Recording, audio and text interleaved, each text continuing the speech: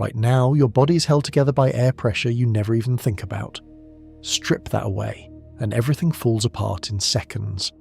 Picture yourself thrown into the black between the stars. No suit, no ship, nothing but the void. In 15 seconds, you black out. Then a century begins, and the cold out there sits at 450 degrees below zero. A body that dries out without ever rotting. Scars burn deep into your cells by the raw power of the galaxy. A corpse that could outlast the sun itself.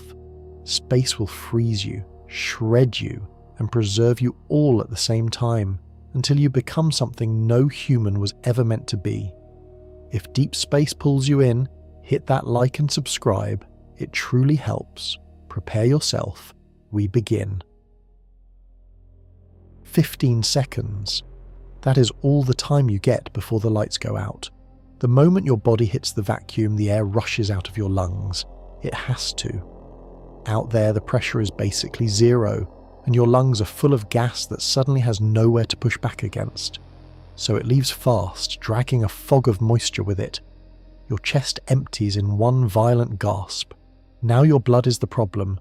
Every heartbeat carries oxygen to your brain, and that oxygen rides on your red blood cells.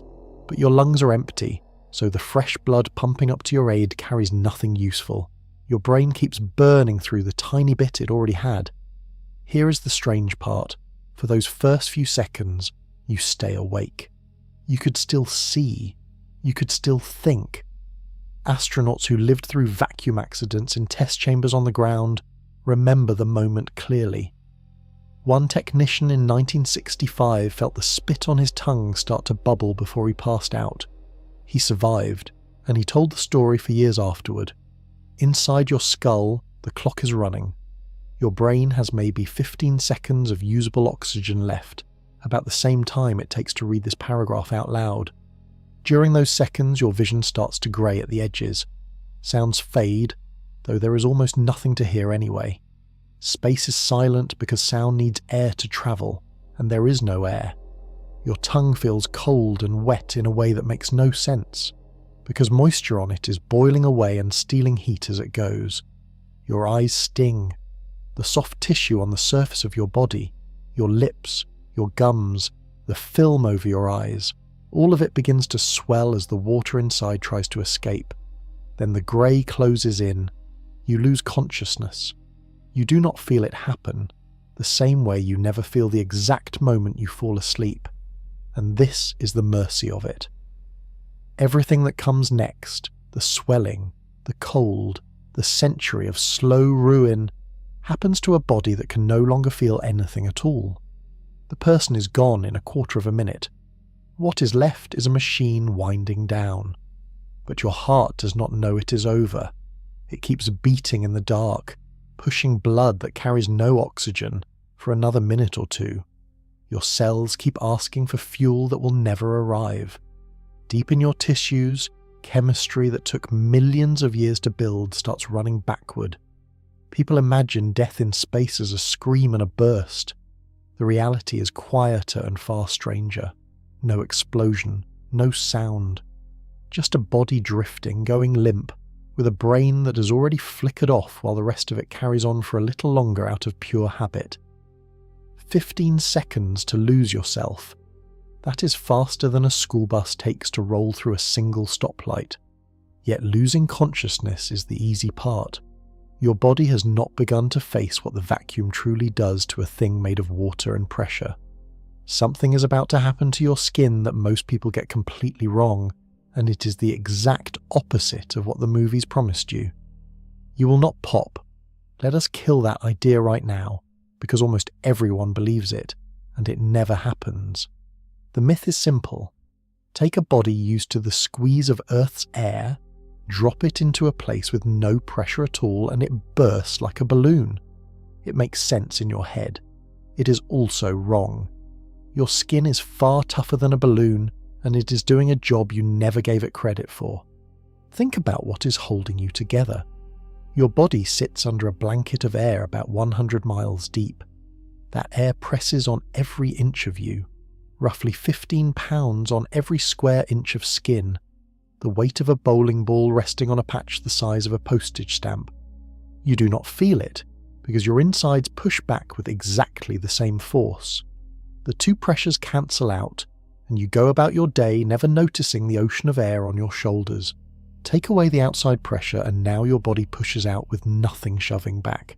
So it swells, gases dissolved in your fluids start to come out, water under your skin turns to vapour and puffs you up. This has a name from real experiments. Doctors call it ebulism, the boiling of body fluids at low pressure. Here is why you stay in one piece. Your skin stretches, but it is strong and stretchy, like a wetsuit stitched over your whole frame. It can hold that swelling in. A person exposed to vacuum would puff up to maybe twice their normal size in places, bloated and tight. But the skin holds. Nothing tears open, nothing sprays. We know this because it almost happened to a real man. In 1966, during a test at a place in Texas, a worker's suit lost pressure in a vacuum chamber. He was exposed to near total vacuum for around 15 seconds before rescuers got the chamber back to normal pressure. He passed out, but he lived. He did not burst. His skin held every drop of him inside. So picture your own body out there in the black. Puffed and swollen, the skin pulled tight over a frame that is trying to expand in every direction. Your fingers look fat. Your face bloats. Bruise-like patches spread where blood vessels leak under the surface. It looks horrifying, but it holds. The swelling has a strange upside. The pressure of your own tight skin actually slows the boiling of your blood in the big vessels deep inside. For a little while, your body fights its own destruction just by being built the way it is. That will not save you. The damage is already done, and the swelling is only the first sign of a body coming apart in slow motion. Your skin is holding the fluids in, but those fluids are changing state, turning from liquid to gas wherever they can reach open space. And there is one place on your body where the water sits right at the surface, exposed, with almost nothing to protect it. That is where the real horror of low pressure shows itself first, and it happens on your tongue and your eyes within a single breath. Open your mouth in space and your spit begins to boil, not from heat, from the total absence of pressure. This has a name and a hard number behind it. Scientists call it the Armstrong limit, named after a doctor who studied high-altitude flight.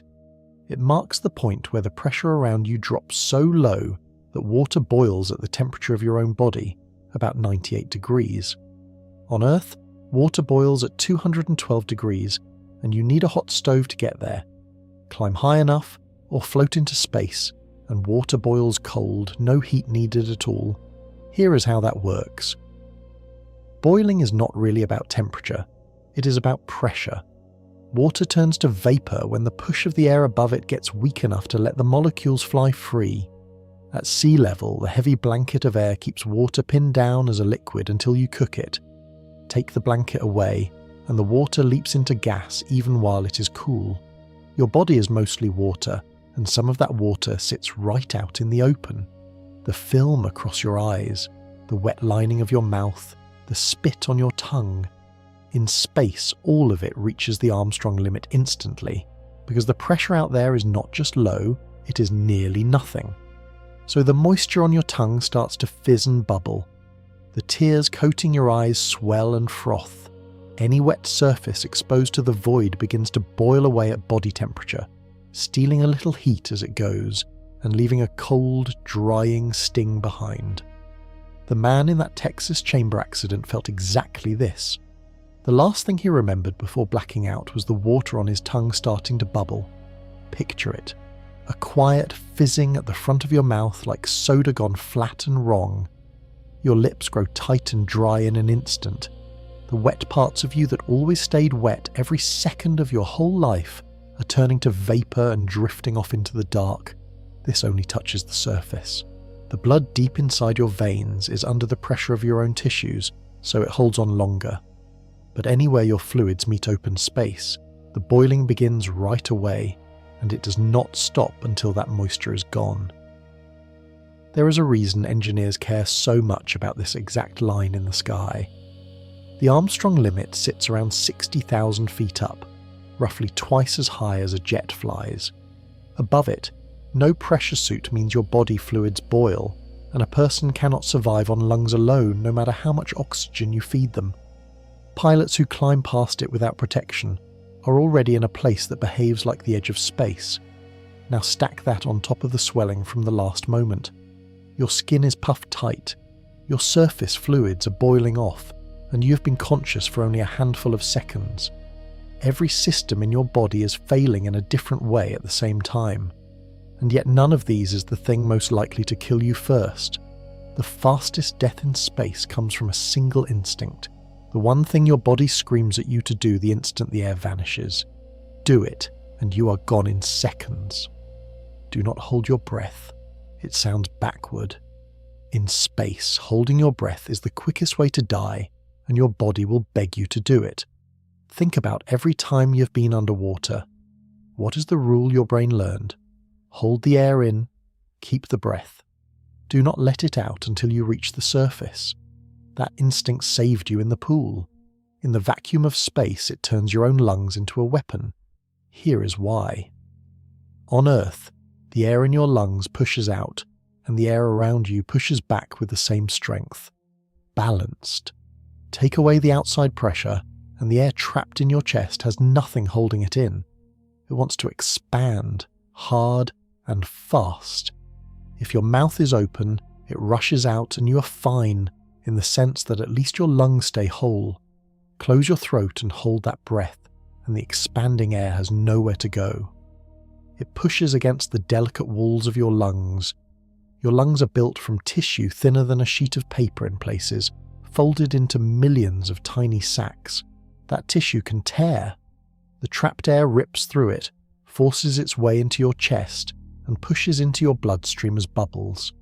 Doctors have a grim name for this. They call it a pulmonary barotrauma, an injury from pressure. Deep-sea divers face the same danger in reverse when they rise too fast. The lesson from both worlds is the same. When the pressure outside drops, you let the air out. You never trap it. The instant those air bubbles reach your blood, the clock speeds up. A bubble travels up an artery toward your brain or your heart and blocks the flow like a cork in a pipe. That is a gas embolism, and it can stop your heart or wipe out your brain in seconds, far faster than simply running out of oxygen. So the vacuum sets a cruel trap.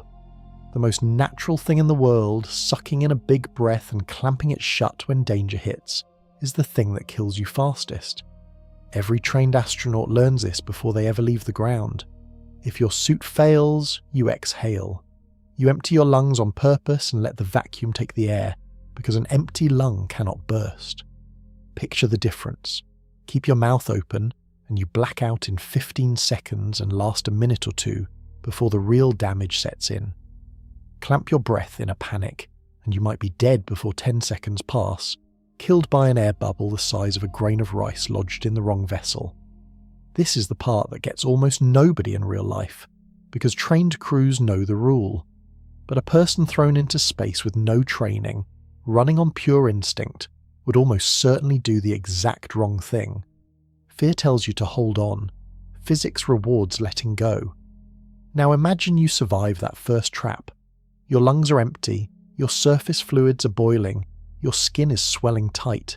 You are unconscious, but your body still works, drifting in a place hundreds of degrees below zero. And here is the twist almost everyone gets wrong about the cold. That freezing dark all around you will not freeze you. Not for a very long time.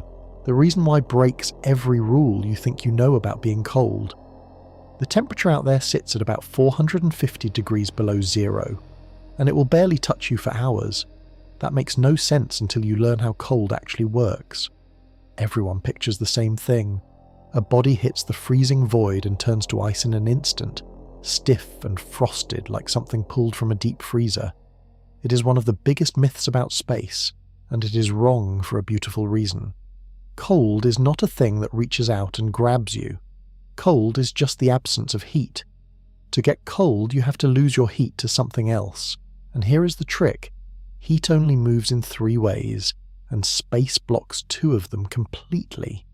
The first way is touch, what scientists call conduction. Grab a metal railing on a winter morning and your hand goes numb fast because the cold metal pulls heat straight out of your skin where they touch. Now float in space. There is nothing touching you. No cold air, no cold water, no cold ground. The vacuum is empty. With nothing to touch, your heat has no easy path out of your body. The second way is moving air or water carrying heat away, called convection. Stand in a cold wind and you freeze faster, because the moving air keeps sweeping the warmth off your skin. Jump in a cold lake and you lose heat even quicker, because water is brutal at stealing it. But space has no air and no water around you. Nothing flows past you, so this path is gone too. That leaves only the third way, radiation. Your warm body glows, giving off heat as invisible infrared light, the same glow a night vision camera sees in the dark. This is the only way you can lose heat in space, and it is slow, painfully slow. Your body sheds warmth as a faint glow, and drop by drop it drifts away into the black. But it takes hours to matter, and many more hours to freeze you solid. So the empty space around you being unimaginably cold does not mean much on its own. Emptiness cannot pull your heat out by touch, because there is nothing there to touch. A cup of hot coffee cools in minutes on your kitchen table, because the cold air is constantly carrying heat off it. That same coffee in space would stay warm far longer, losing heat only by that slow infrared glow. Your body is a big, warm, wet thing, and it holds heat well.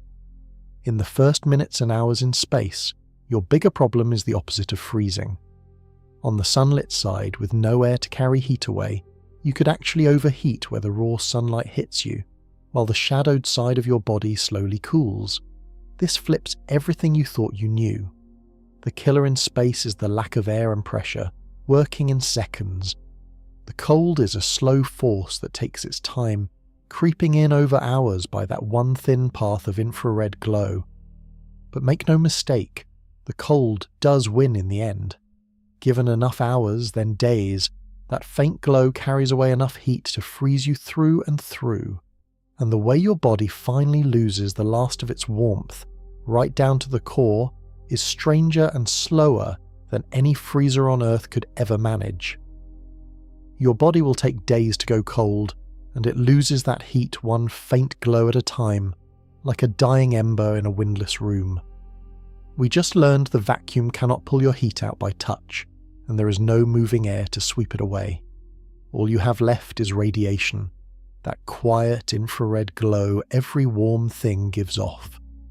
Now let us follow that glow and watch your warmth actually leave, hour by hour, until nothing is left. Start with the numbers you already know. Your body runs at about 98 degrees. The space around you sits near 450 below zero. That is a gap so huge it should drain you in seconds. It does not, because the only bridge across that gap is a slow one. Here is the glow at work. Every square inch of your skin is giving off heat as infrared light, drifting away in straight lines into the dark. There is no air to speed it up, so the heat leaves only as fast as your surface can shine it out. Your skin cools first, because it faces the void directly. A thin frost of your own frozen moisture may form on the outside as the last surface water freezes, but your core is deep and well insulated. Muscle, fat, and bone wrap your inner organs like layers of a thick blanket. Heat from the middle of your body has to travel outward through all of that before it can even reach the skin and glow away. So your center stays warm long after your surface goes cold, the same way a big roast stays hot inside for an hour after it leaves the oven. Think of a lake in winter. The top freezes into ice while the water far below stays liquid for a long time, because the cold can only work its way down slowly. Your body freezes the same way, from the outside in. Skin first, then the layer beneath, then, much later, the deep core where your heart sits. How long does the whole thing take? Far longer than you would guess. A warm human body drifting in space, shielded from direct sunlight, would take somewhere between 12 and 24 hours to cool close to the surrounding temperature, and even longer to freeze solid all the way through. Some heat from your own slow chemistry keeps trickling out for a while, buying you extra time you cannot use because you were gone in the first minute. There is a strange stillness to it. No shivering, because shivering needs a living brain sending signals, and yours went quiet long ago. No frost forming in a rush, just a body slowly dimming, its warmth leaking out as invisible light, growing colder by fractions of a degree, hour after hour in total silence. Somewhere in that long cooling, the last liquid water in your deepest tissues finally freezes. Ice crystals form inside your cells and burst their walls from within, a damage so complete that no thaw could ever bring the tissue back. Your body becomes a solid object at last, hard as frozen ground, colder than any winter Earth has ever known. And now you are frozen, except your body took a hidden wound long before the cold ever finished its work. In those first seconds, while the pressure vanished, something began fizzing inside your blood that would have killed you even if the cold and the vacuum somehow spared you. Gas was coming out of your veins. Deep-sea divers fear one thing above almost all others. It has a nickname, the bends, and in space it happens to your entire body at once, worse than any diver has ever known. Go back to the moment the pressure vanished. We watched your surface fluids boil away and your skin swell tight, but something quieter and just as deadly was happening deep inside your blood, out of sight, in every vessel at the same time. Here is the setup. Your blood carries dissolved gases, the way a sealed bottle of soda holds fizz you cannot see. As long as the pressure stays high, those gases stay dissolved, invisible, tucked into the liquid. The main one is nitrogen, and your body is full of it, soaked into your blood and tissues from a lifetime of breathing ordinary air. Now crack the bottle open. When you twist the cap off a soda, the pressure drops and the gas that was hiding in the liquid suddenly rushes out as bubbles. That is exactly what happens to your blood in space. The pressure around you falls to near zero, and the nitrogen dissolved in your body comes fizzing out into bubbles inside your own veins. Divers know this danger well. Come up from deep water too fast and the gas in your blood bubbles out just like this, forming tiny bubbles in your joints, your muscles, your bloodstream. It causes pain so sharp it makes divers bend over, which is how it earned the name the bends. In serious cases, those bubbles block blood flow and kill. A diver rising too fast drops maybe a few times the normal pressure. You, thrown into space, drop from full pressure to almost nothing in an instant. The fizzing is not gentle. Bubbles form throughout your whole body at once, in your blood, your muscles, the fluid around your joints, the soft tissue behind your eyes. Those bubbles do real harm. A bubble in a blood vessel acts like a cork stopping the flow. Your blood, meant to run smooth through narrow tubes, now froths and stalls, clogged with pockets of gas. In the vessels feeding your brain and heart, that is instantly deadly, though by now the vacuum has already claimed you. Picture your blood as a river suddenly full of bubbles, thick and foaming, no longer flowing clean. The smooth red current that kept you alive your entire life turns to froth in seconds. Every tissue that needs oxygen is cut off twice over, once because your lungs are empty, and again because the pipes are jammed with gas. This is why the vacuum is such a thorough killer. It does not rely on one thing going wrong. Your lungs empty, your surface boils, your skin swells, and your blood froths, all in the same handful of seconds, each one enough to end you on its own. By now, your body has taken every wound the sudden vacuum can deal. The pressure is gone, the fluids are fizzing, the warmth is beginning its slow escape. You're unconscious, and by any normal meaning of the word, dying. But when exactly are you truly dead? Not the moment you black out, and not the moment your heart stops. The real border between living and gone is blurrier and stranger than that, and inside your skull something keeps flickering for a while after everything else goes dark. Your heart can stop, and your brain can still be running. For a minute or two after the pumping ends, you are caught in a grey zone that is neither fully alive nor all the way gone. We keep saying you die in the first minute, but death is not a single switch that flips. It is a sequence, a set of doors closing one after another, and in space those doors close in an order that surprises most people. The first door is consciousness.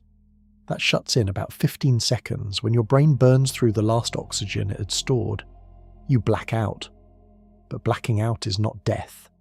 People faint on Earth all the time and wake up fine because their brain cells are only resting, still alive, waiting for oxygen to return. The second door is your heartbeat. With no oxygen coming in and your blood frothing with bubbles, your heart struggles, stumbles, and within a minute or so it stops. On Earth, we often call that the moment of death.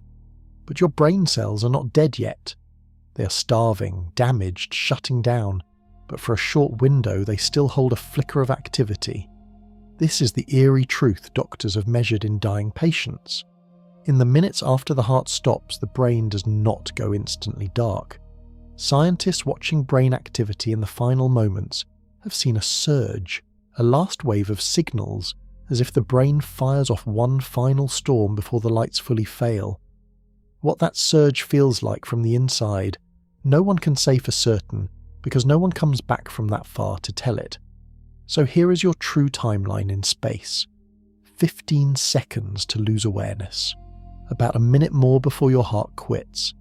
Then a stretch of a few minutes where your brain cells, cut off from all oxygen, slowly and finally die one by one. The person, the you inside, is gone somewhere in that grey window, though the exact instant has no clear line. Brain cells are the most fragile part of you. They cannot store their own fuel, so they die faster than almost any other tissue when the oxygen stops. Your skin cells, your muscle cells, even parts of your organs can survive far longer without oxygen. But your neurons, the cells that hold your thoughts and your memories, are the first to go for good. Think of it like a city losing power. The lights go out first, fast and total, the moment you black out. But deep in the buildings, backup batteries keep a few systems humming for a little while longer, flickering in the dark until they too run dry and the whole city goes silent and cold. There is a strange mercy in the order of it all. You lose awareness before your body suffers its worst. Whatever the vacuum does to your fluids, your blood, your swelling skin, it does to a body that can no longer feel or know.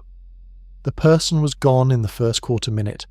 What remains is chemistry, running down, and once that chemistry fully stops, something new begins.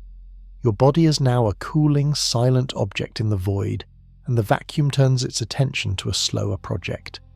It has hundreds of years ahead of it, and it starts by pulling the water out of you, molecule by molecule, in a process that will slowly turn you into something like a mummy. The vacuum is patient. Over weeks and months, it does something to your body no grave on Earth ever could. It dries you out completely, turning you into a mummy without a single drop of water left inside.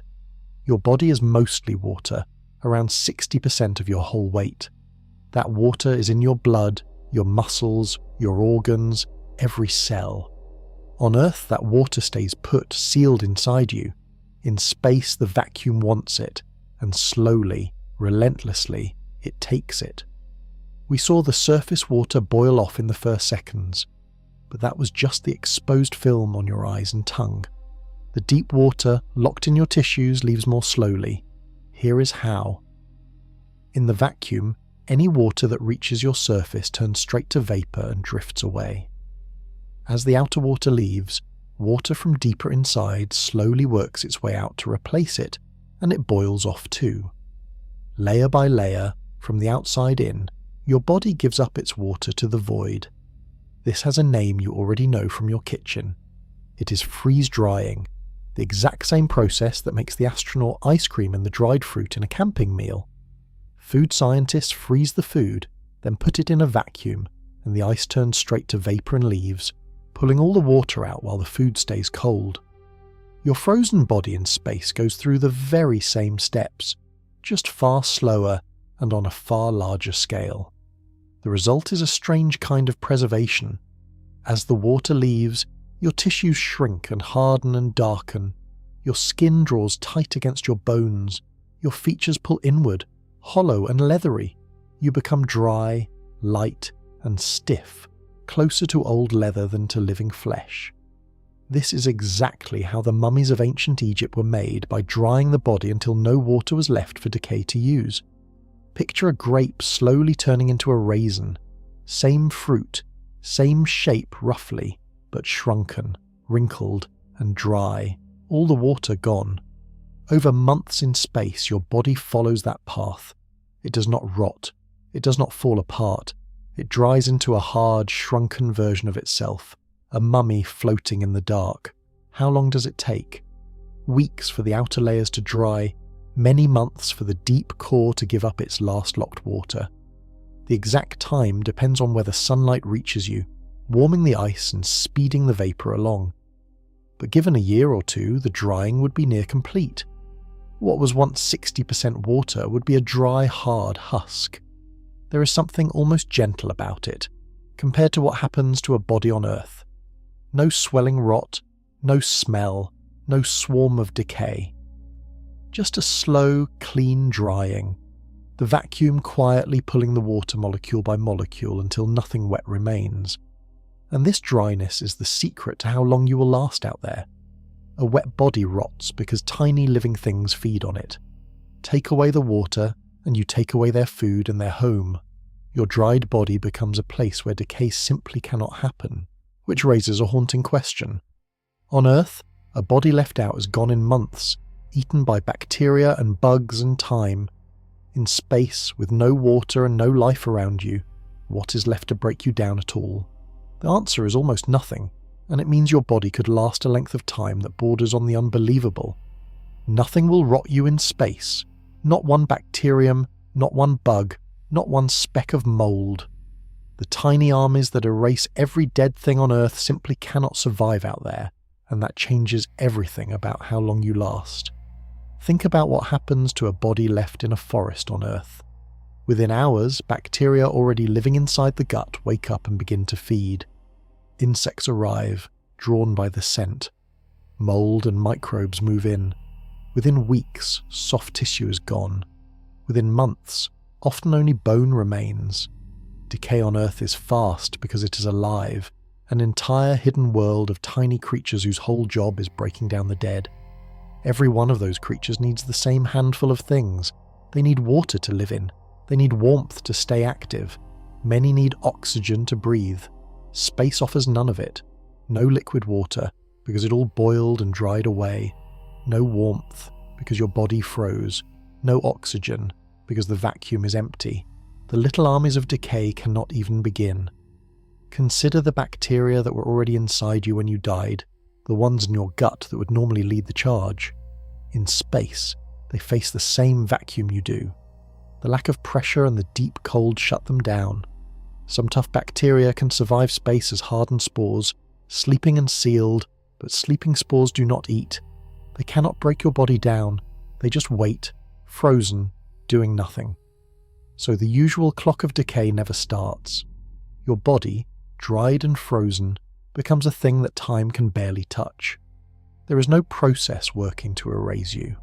The forces that reduce an Earth body to bones in a season are all switched off. How long could you last like this? Not years, not centuries, far, far longer. A frozen, freeze-dried body drifting in deep space, kept from direct sunlight, could remain recognizable for thousands of years, maybe far more. There is nothing to rush the ruin, only the slow, rare damage of cosmic radiation, and the odd grain of dust chips away at you, and those work over immense stretches of time. Compare the two fates. A body buried on Earth becomes a skeleton in a few years, and dust in a few thousand. Your body in space could stay a dried, frozen, whole shape for longer than human writing has existed. You would outlast every empire, every language, every city that has ever stood. Picture it. 10,000 years from now, long after everyone who ever knew your name is gone, long after the cities of today have crumbled, your body could still be out there, drifting, dried and frozen, holding roughly the shape it had the day the vacuum took you. A time capsule of a human being, sealed by nothing but emptiness and cold. There is something staggering in that. On a living planet, death means being recycled, broken down and fed back into the world. In the dead silence of space, death means being preserved, held in place, refused the mercy of being erased. You do not return to anything, you simply remain. But calling space perfectly gentle would be a lie. There is one force out there that never stops, that pours through you every second of every year, invisible and relentless. It comes from dying stars and distant explosions, and over a century it will rewrite the very blueprint inside your cells. The first piece of it is about to strike. Right now, as you read this, particles from exploded stars are passing through your body. On Earth, you barely notice. In deep space, with nothing to shield you, one of them is about to punch clean through you, and it will not be the last. These particles have a name: cosmic rays. They are tiny pieces of atoms, mostly bare protons, flung across the galaxy at nearly the speed of light. Some come from the sun. The most violent ones come from far away, from stars that exploded long ago and hurled their guts across space at unthinkable speed.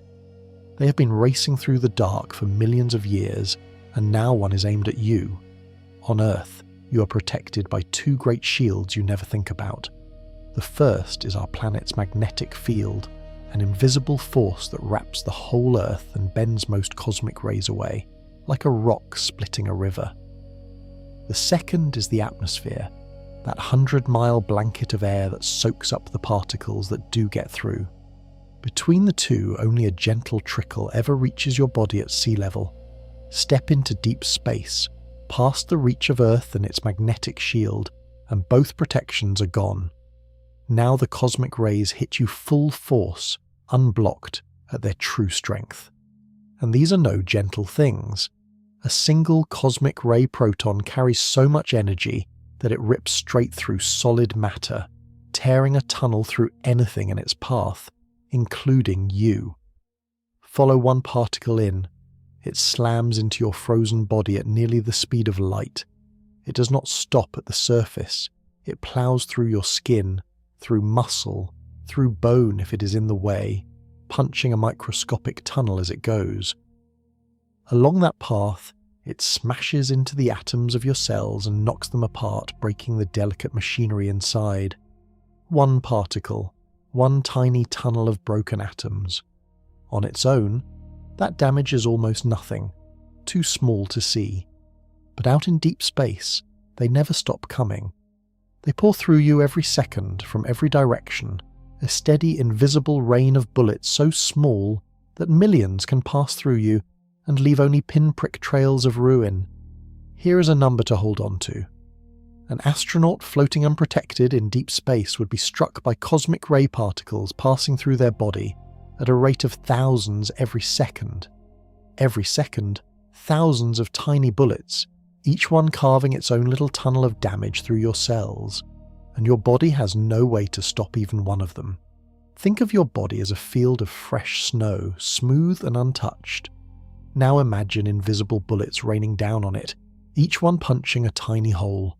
One hole is nothing. But hour after hour, day after day, year after year, the holes pile up until the whole field is riddled through. This is the one force in space that never rests. The cold does its work and stops.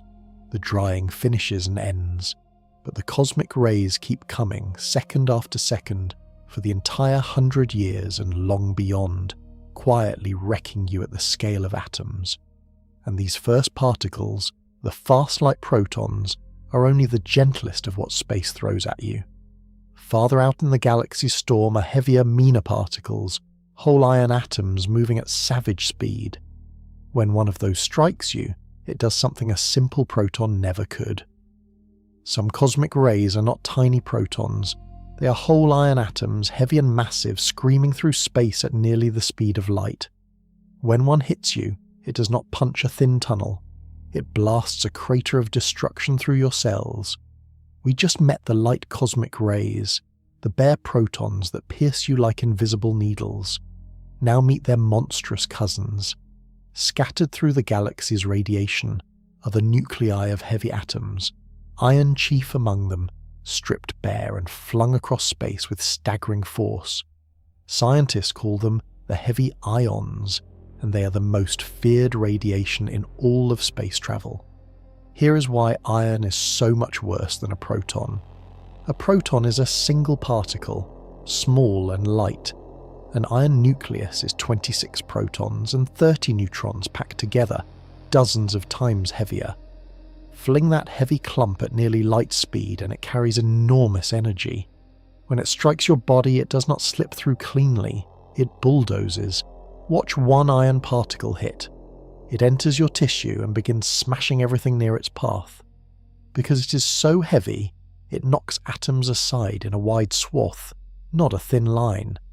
It leaves behind a track of destruction hundreds of times wider than a proton's tunnel, a scar of shattered molecules cutting through cell after cell. A single iron nucleus can damage thousands of your cells along one path, and it gets worse. As the iron particle crashes through, it shatters the atoms it hits so violently that they break into new fragments, sprays of smaller particles that fly off sideways and cause their own damage. One iron strike becomes a shower of destruction, a main track with dozens of little side tracks branching off it, wrecking a whole region of tissue at once. This is the radiation that keeps space agencies up at night. For missions to Mars and beyond, these heavy iron particles are one of the biggest dangers to astronauts, because no thin shield can stop them, and they tear through the body and the brain in ways that lighter radiation never could. A wall of metal thick enough to block them would be far too heavy to launch. Picture the difference this way. A proton is a bullet punching a clean small hole. An iron nucleus is a cannonball, and not just any cannonball, one that explodes on impact and throws shrapnel in every direction. One leaves a neat wound, the other leaves a blast zone. For your dead body drifting in space, every iron strike carves out a wide swath of ruined cells, far more damage per hit than the countless protons. They are rarer than the protons, striking far less often, but each one does so much more harm that they add up to a serious share of the total wreckage over the years. Add it all together, and your frozen body is under constant bombardment. A steady rain of light protons drilling their needle holes, and now and then the heavy blast of an iron nucleus tearing out a crater. Every hour, every day, the damage accumulates in your still, cold tissue. Stretch that bombardment across a full century, and the numbers become almost impossible to picture. 100 years of this endless rain does something to the deepest part of you, the coded blueprint locked inside every cell. Strand by strand, that blueprint is about to be erased. Inside almost every cell in your body sits a twisted ladder of chemical code. It holds the full blueprint of you, written in a language of molecules. Over 100 years in space, cosmic rays erase that blueprint, one broken rung at a time, until it is gone. This code has a name most people know. It is your genetic material, the long molecule that carries the instructions for building and running every part of you. It is wound up tight inside each of your cells, billions of copies, one in nearly every cell of your body. It is the most detailed and precious information a living thing carries, the recipe for you, passed down across billions of years of life. Its shape matters. Picture a ladder twisted into a spiral, its two long rails held together by rungs. Each rung is a tiny chemical letter, and the order of those letters spells out every instruction your body ever used. This molecule is delicate. It has to be read and copied so precisely. And delicate things do not survive a rain of high-speed particles. Here is what the radiation does. When a cosmic ray tears through a cell, it can slam straight into this coiled ladder. Sometimes it snaps a single rail. Sometimes it blasts through both rails at once, cutting the whole ladder clean in two. It can smash individual letters, scrambling the code. In a living body, special repair crews rush to fix this damage constantly. In your dead, frozen body there are no repair crews. Every break is permanent. Every break stays. Now stretch that across a century. The particles never stop. Every day, more strikes, more breaks, more scrambled letters. With no repair, the damage only builds. The long ladders in your cells get cut again and again, shattered into shorter and shorter pieces, their code chopped and scrambled beyond reading. Given enough decades, the fine information degrades toward noise.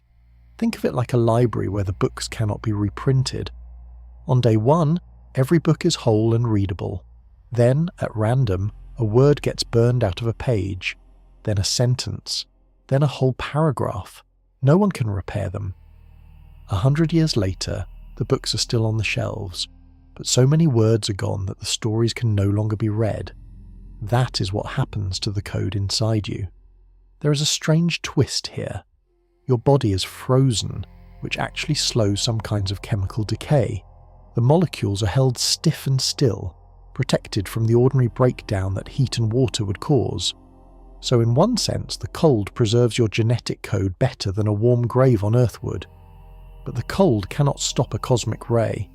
Those particles pierce the frozen tissue just the same, and slowly, over the century, they win. By the end of 100 years, the blueprint that made you is deeply damaged. Long stretches of it are cut, scrambled, unreadable. The full recipe of you, once perfect in every cell, is fading into fragments. If anyone ever found your body and tried to read your code, they would find pieces, broken and incomplete, harder to read with every passing year. But here is the eerie thing.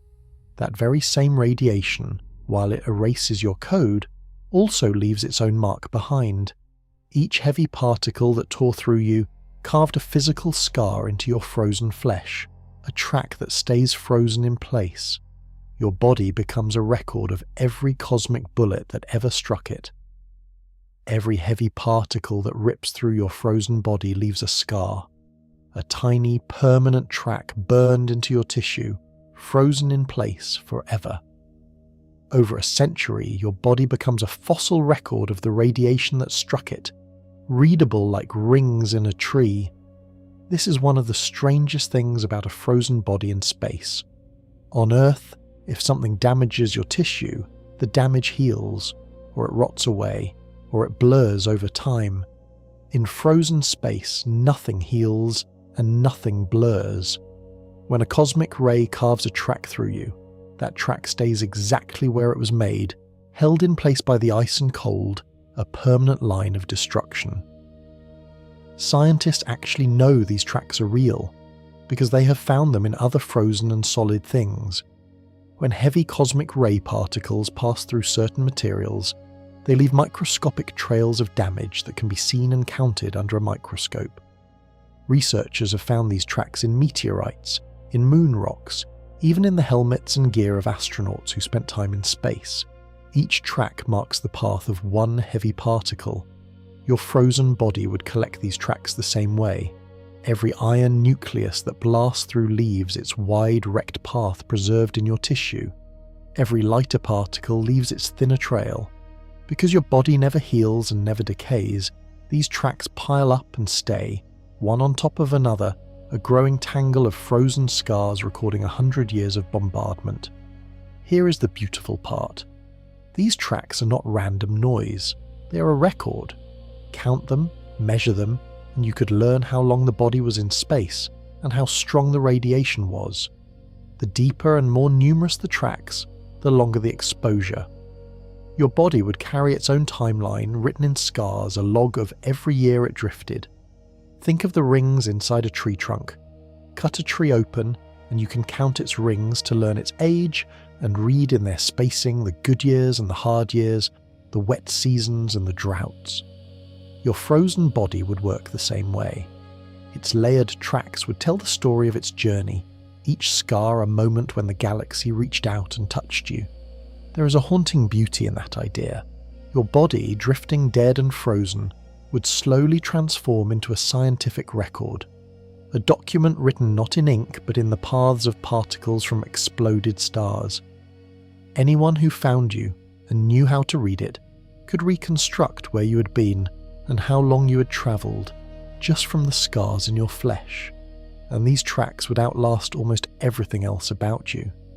Long after your genetic code was scrambled into noise, long after your face dried and shrank beyond knowing, the physical tracks of radiation would remain, cut into your frozen tissue, still countable, still readable. You would become less a person and more a message, a 100-year record of the galaxy's invisible storm. The cosmic rays leave their mark on the outside and deep within. But there is one part of your body built to be soft, wet, and clear, a part that has to stay perfectly delicate to do its job. When the vacuum and the radiation reach it, they do something especially cruel. The story of your eyes in space is about to get very strange. Your eyes are the softest, wettest windows in your body, built to stay perfectly clear so you can see. In space, that same delicate design makes them the first fine feature to be destroyed, and what happens to them is deeply strange. Think about what an eye actually is. It is a ball filled mostly with clear fluid and jelly, wrapped in a thin skin, with a delicate clear window at the front called the cornea. To work, it has to stay wet, smooth, and see-through. Every part of its design depends on holding water and staying soft. That is exactly what the vacuum attacks first. Start with the surface. The front of your eye is coated in a thin film of tears that keeps it clear and moist. In the vacuum, that film reaches the Armstrong limit instantly and boils away, just like the spit on your tongue. The moment you hit space, your eyes begin to dry and fizz at the surface, the protective tear layer gone in seconds. Now go deeper. Behind the cornea, your eye is filled with watery fluid, and the big rear chamber holds a clear jelly that is mostly water. In the vacuum, that water wants out too. It cannot boil away as fast as the surface, sealed behind tissue, but over time the drying reaches inward. The clear jelly slowly loses its water, shrinking and clouding, its perfect clarity ruined. The pressure change does its own damage. Your eyeball is normally held firm by the fluid pressure inside it, like a ball pumped up just right. In the vacuum, the fluids inside push outward with nothing holding them back, and the whole eye can swell and bulge in its socket. The delicate shape that focused light so precisely is warped and deformed. Then, the cold arrives. As your body freezes, the water inside your eyes freezes too. Ice crystals form in the clear jelly and the fluid, and as they grow, they tear the fine structures apart from the inside. The smooth, clear window clouds to frost. What was a perfect lens of living glass becomes a frozen, cracked, cloudy marble. Picture a clear glass ball filled with water, then put in a freezer. The water freezes, expands, and cracks the smoothness into a web of frost and lines. Your eyes go through exactly that, their flawless clarity shattered into frozen cloudiness. The windows that let you see the whole world go blind and white. There is a grim irony in it. Of all your body parts, your eyes are the ones designed to be most delicate and clear, and that very delicacy makes them fall apart fastest and most completely. The tough parts of you, your bones, your dense tissue, endure. The precious, refined machinery of sight is wrecked early. Astronauts who have spent long months in space already report changes to their eyes even inside a safe ship, with pressure and air all around them. The fluids shift, the shape of the eye changes, and their vision can blur for months. That is with full protection. Thrown naked into the vacuum, the damage is total and swift. Your eyes cloud and freeze and blind, but at least they are small. Something far larger is changing throughout your whole body as the freezing finishes its work. Your blood, all of it, is turning solid, and as it does, it takes on a colour that would make your frozen body look like nothing human at all. Your blood is turning to solid ice inside you, and as it freezes and starves of oxygen, it takes on a strange dark colour. A frozen body in space would not look pale and peaceful.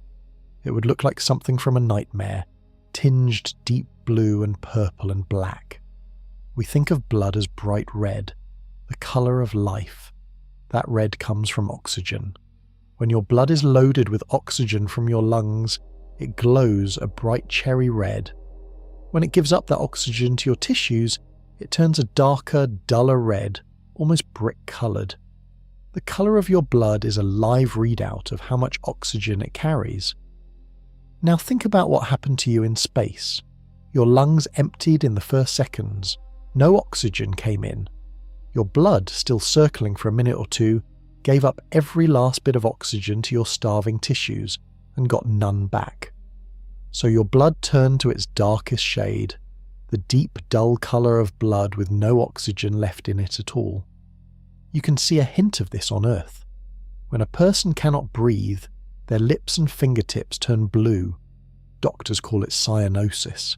It happens because the blood under the skin has lost its oxygen and gone dark, and through the skin that dark blood looks blue. In space, with every drop of your blood stripped of oxygen, your whole body would take on that bluish-purplish tint, far deeper than any earthly case. Then the freezing sets in. As your body cools over the hours, your blood, that dark oxygen-starved fluid, begins to freeze solid in your vessels.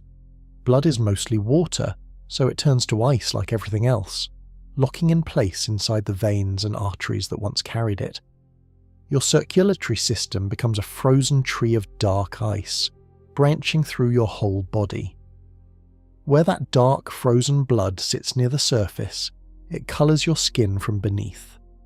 Combined with the freeze-drying that darkens and hardens your skin from the outside, your body takes on a mottled, unnatural colouring. Patches of deep blue and purple where the frozen blood shows through, browns and blacks where the skin has dried and hardened, all frozen in place. Picture the deepest bruise you have ever seen, that mix of purple, blue, and near black spreading under the skin. Now imagine that colour spread across an entire body, frozen and permanent, mixed with the leathery brown of freeze-dried skin. That is closer to the truth than the peaceful pale figure people imagine. There is no gentle, sleeping look to a body in space. The face is dried and shrunken, the eyes frozen and clouded, the skin mottled dark, the whole form hard as stone and coloured in bruised shades of blue and black. It looks less like a sleeping person and more like a carved, weathered statue of one. And this frozen, discoloured body now holds its shape for the long haul. The fast violence of the vacuum is over. The blood is solid, the water is leaving, the tissues are hardening. What comes next works on a slower scale, grain by grain, over decades. The empty space you drift through is not perfectly empty, and the tiny things floating in it are about to start wearing you away. Space looks completely empty, but it is not. Scattered through it are tiny grains of dust and rock, and as your body drifts along at high speed, it slams into them one by one. Over decades they sandblast you, slowly wearing your frozen surface away. The space between stars is the emptiest place you can imagine. In a single cubic inch of it, there might be only a handful of atoms compared to the trillions upon trillions in the same space of air you're breathing now. By any earthly measure, it is a perfect vacuum, but across the vast distances of space, even that thin scattering adds up, and mixed into it are larger pieces, grains of dust and tiny bits of rock. Here is what makes them dangerous. It is not that they are big, because most are smaller than a grain of sand, tinier than a speck of dust. It is the speed. Your body, and the grains, and everything in space are all moving at tremendous speeds, often many miles every second. When two things moving that fast meet, even a tiny grain hits with real force. Think about a bug hitting a car windshield. At a slow crawl, the bug just bounces off. At highway speed, it hits with a hard splat. Now push that speed up by thousands of times. A dust grain striking your body at many miles per second hits with enough energy to blast a tiny crater, vaporizing a speck of your frozen tissue on impact. One grain does almost nothing, a microscopic pit in your frozen skin. But space is full of them, and over 100 years of drifting, you sweep through countless tiny impacts. Each one chips away a little piece of you. Slowly, grain by grain, your surface is worn down, pitted and eroded like a rock in a sandstorm. Scientists see this exact effect on spacecraft and equipment. Over years in space, the surfaces of satellites and probes get pitted and frosted by micrometeoroids, these tiny, fast-moving grains. The outer layers slowly roughen and erode. Your body would suffer the same wear, its frozen surface gradually sanded away over the decades. Picture a smooth stone statue left out in a desert for 1,000 years. The wind carries sand, and grain by grain, that sand wears the statue down. Sharp features go soft, fine details blur and vanish. Given enough time, the shape itself begins to disappear. Your frozen body in the galaxy's slow sandstorm would face the same fate, only using cosmic dust instead of desert sand. This erosion is slow, far slower than the fast violence of the vacuum or the constant rain of radiation. Over a single century, it would mostly roughen and pit your surface rather than erase you, but stretch it across many thousands of years, and the grains would keep working, wearing away your outer layers, blurring your form, chipping at the frozen husk of you. So even the emptiness itself is slowly at work on your body. The vacuum dried you. The cold froze you. The radiation scarred you and scrambled your code. And now the thin scatter of dust in the void sands you down, grain by patient grain, across the long, dark years. But the galaxy has a stranger trick left. As you drift through this thin haze of particles and dust, your body does something you would never expect. It begins to build up an invisible charge, turning into something like a floating battery in the dark. Drift through space long enough, and your body turns into something like a floating battery. It builds up an invisible electric charge, all on its own, from the thin soup of particles it moves through. By the end, your frozen corpse could hold a jolt strong enough to spark. Space between the stars is not truly empty. It is filled with a thin haze of charged particles, tiny bits of atoms that have lost or gained a piece and now carry an electric charge. Scientists call this state of matter plasma. It is the most common state of matter in the whole universe, the stuff stars are made of, spread thin across the dark in a faint electric fog. As your body drifts through this fog, the charged particles stick to you or knock bits loose from you. Some particles carry a positive charge, some negative, and they do not hit you evenly. Over time, one kind builds up on your surface faster than the other, and your body slowly gathers an overall charge, the same way you build up static walking across a carpet in socks. You already know this feeling. Shuffle across a rug on a dry day, then touch a doorknob, and a spark jumps between you with a snap. That spark is static electricity, a charge that built up on your body and then leaped free. In space, your drifting body collects charge in a similar way, but there is no doorknob to release it, so the charge just keeps building. The sun makes it stronger. Sunlight carries enough energy to knock tiny particles called electrons right off the surface of anything it touches. As sunlight strikes your frozen body, it kicks electrons loose, leaving your surface with a growing positive charge. Spacecraft engineers deal with this all the time. Satellites in space build up so much charge that they can spark and damage their own electronics. So your body becomes an electrified thing, holding a charge across its whole frozen surface. It would not glow or crackle in any way you could see.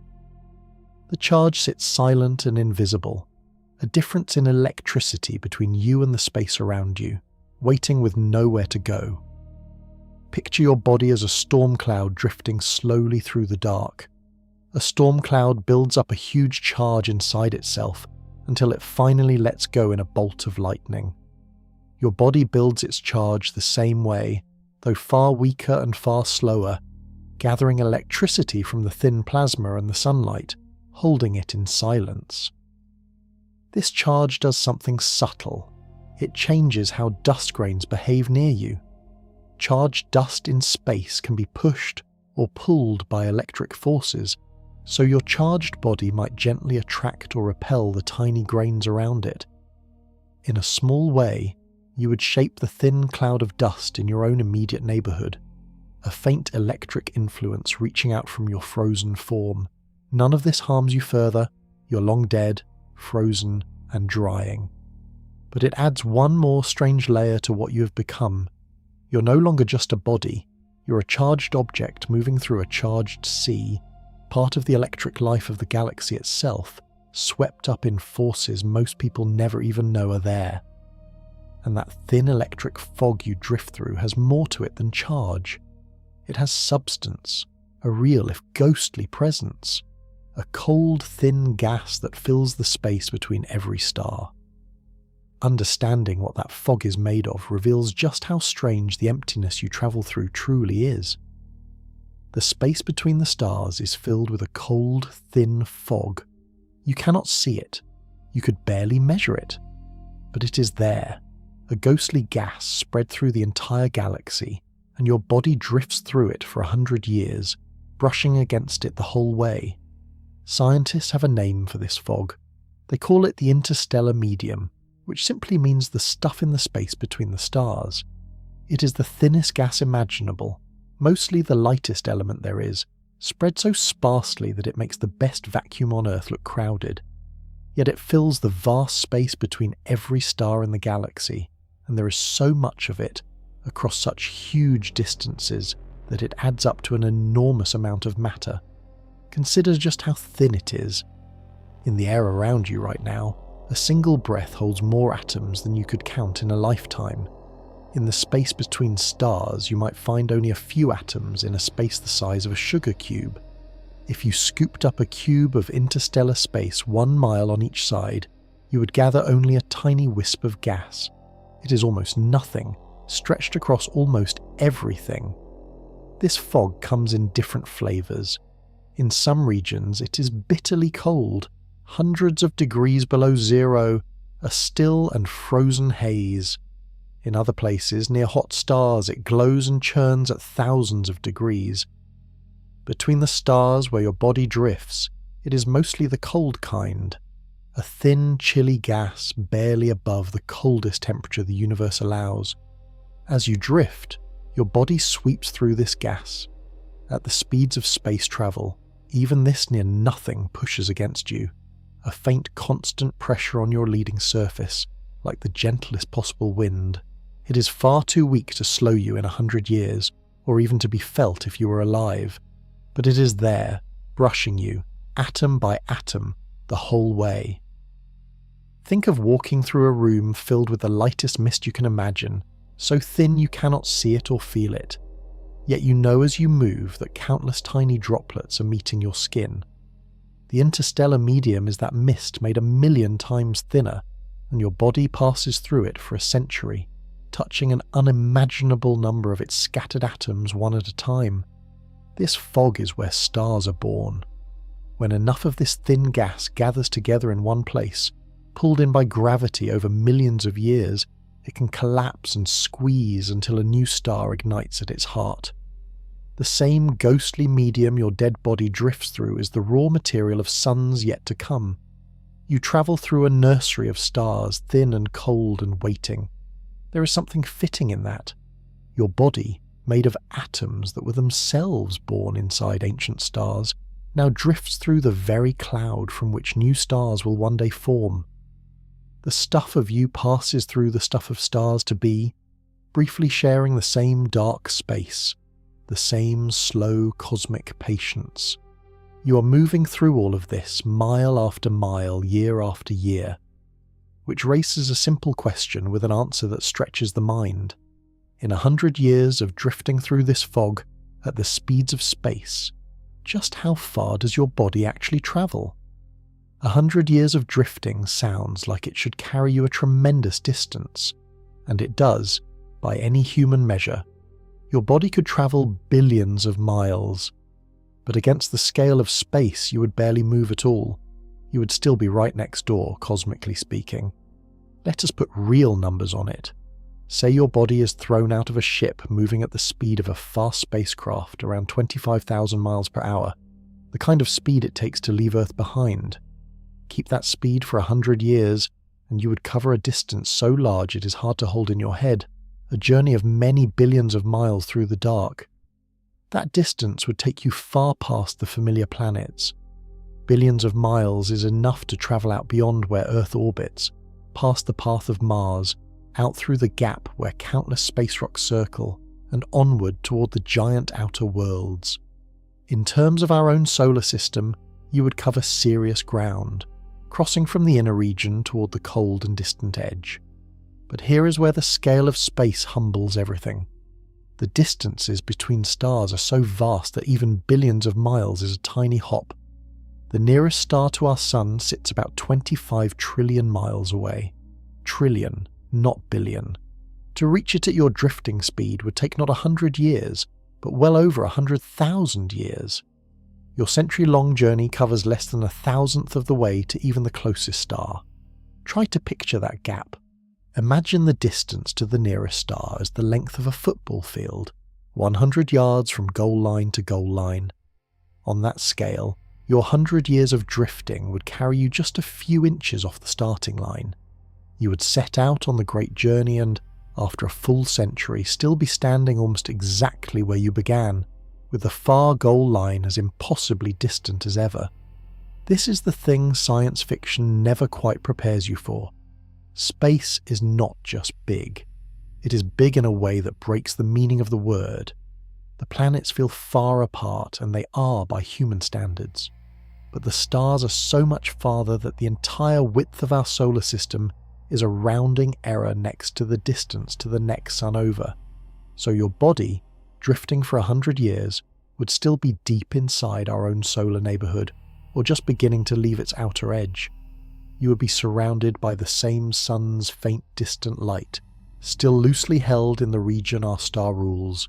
The stars would look exactly as they do from Earth, no closer, because in 100 years you got almost nowhere near them. There is a strange loneliness in that.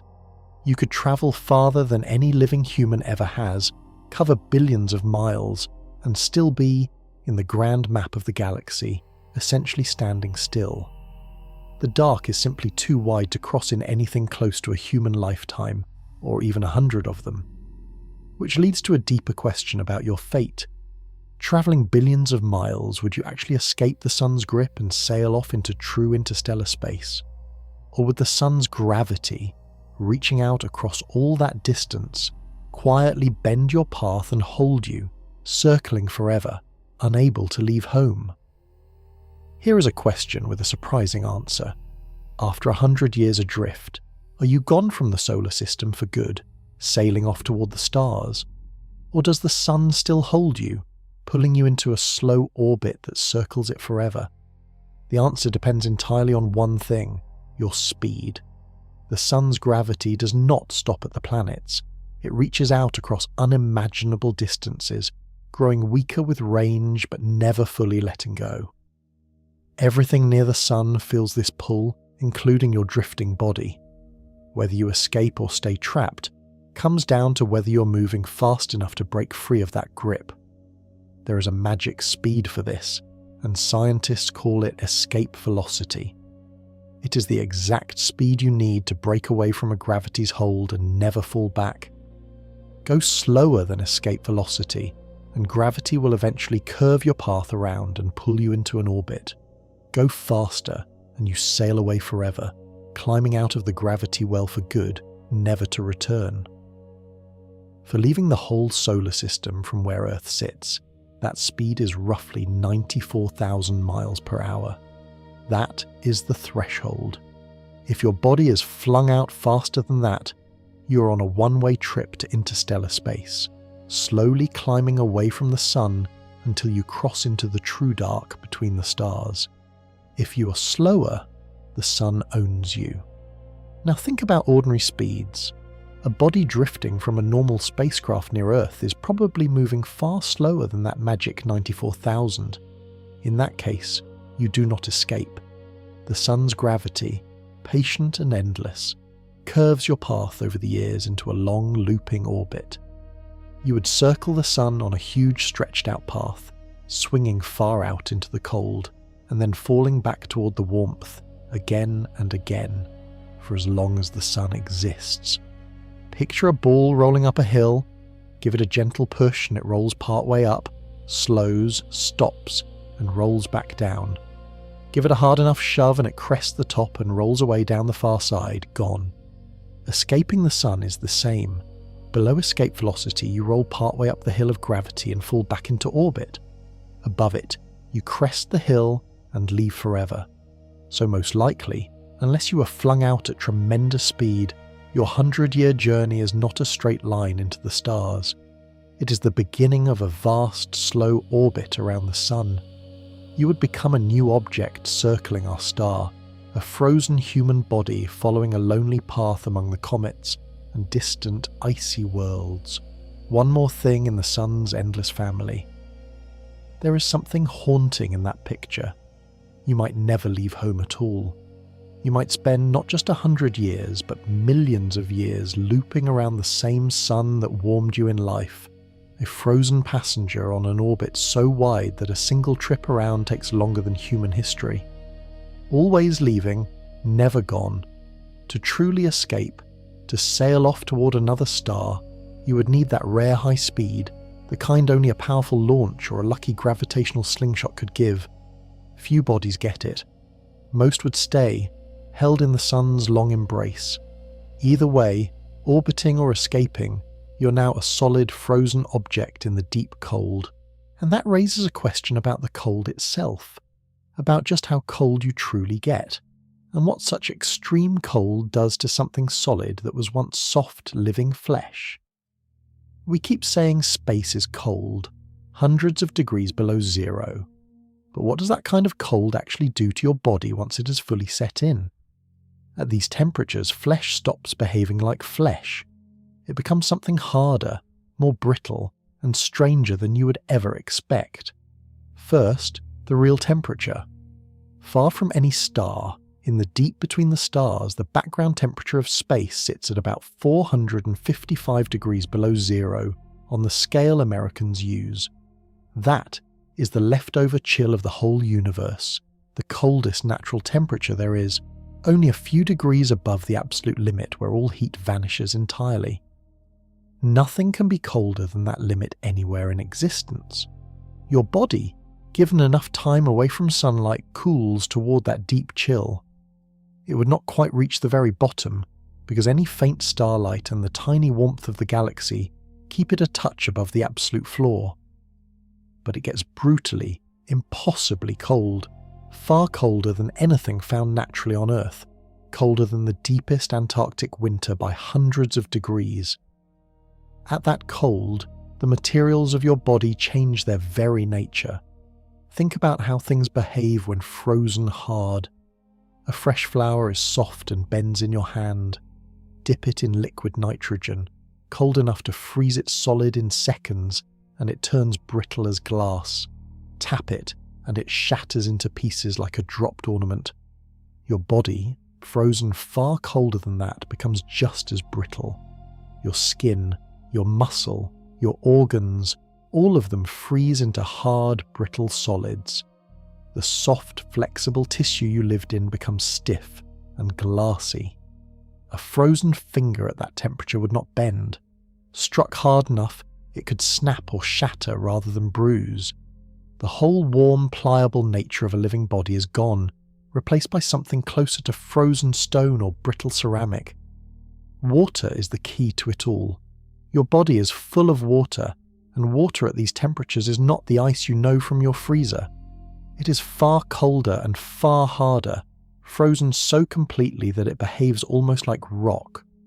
All that water locked in your cells and tissues becomes a hard mineral-like solid, giving your whole body the character of frozen ground rather than living flesh.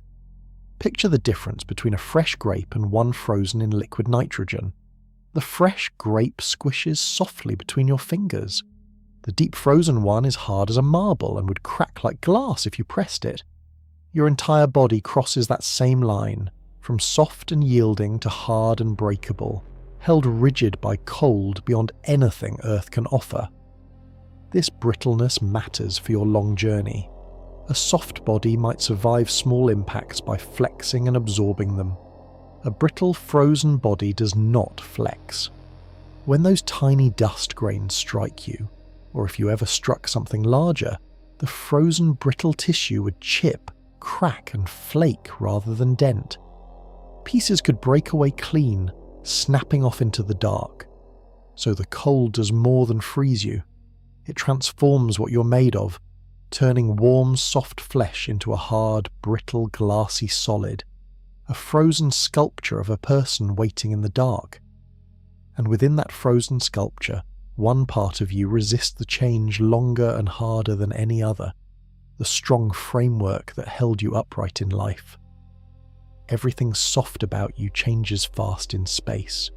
Your skin dries, your blood freezes, your eyes cloud over. But one part of you holds out longer than all the rest, the strong scaffold that carried you through life. Your bones are the last part of you to truly change, and they endure the longest. Your bones are built to last. Even in life, they are the toughest structure in your body, a framework of hard mineral that holds you upright and protects your softest parts. They are made largely of a rock-like material, a natural mineral of calcium, woven through with living fibres that give them a slight spring. Strip away the living part, and what remains is essentially stone-shaped like a skeleton. In space, this toughness pays off. While your soft tissues boil, freeze, dry, and darken in the first hours and days, your bones sit deep inside, protected by everything around them, changing far more slowly. The water in and around them freezes, and the living cells within them die, but the hard mineral frame itself is barely touched. It was already close to stone, and stone does not fear the cold. Over the long years, as radiation scrambles your genetic code and dust wears at your surface, your bones quietly persist. The mineral that makes them is stable and strong, resistant to the forces that ruin softer things. Cosmic rays pass through them, leaving their tracks, but the basic structure holds. Where your skin might erode and your organs shrivel to nothing, your skeleton keeps its shape. This is exactly why bones are what we find of ancient life on Earth. When a creature dies and everything soft rots away, the bones remain, sometimes for millions of years, slowly turning to fossils.